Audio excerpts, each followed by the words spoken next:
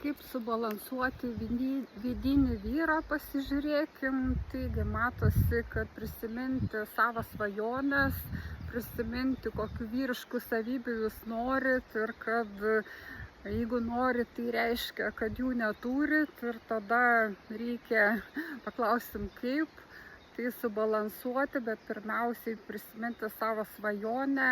Jeigu ji neišsipildė, tai reiškia kažkokios savybės jūsų nesubalansuotas. Ir kaip tai subalansuoti, paklauskim.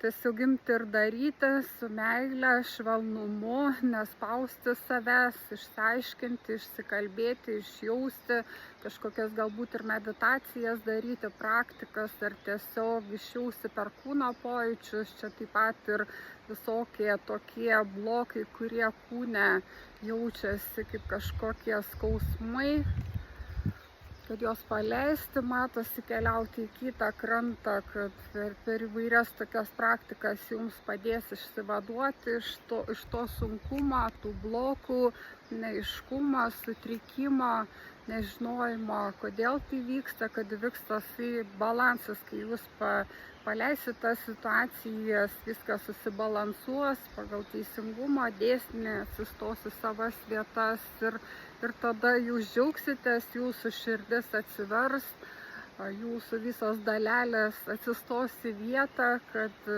jūs pajausit, kad visata myli taip, kaip jūs norit, kad ir tas vyras, kuris yra jūsų mylimasis, myli jūs taip, kaip jūs norit.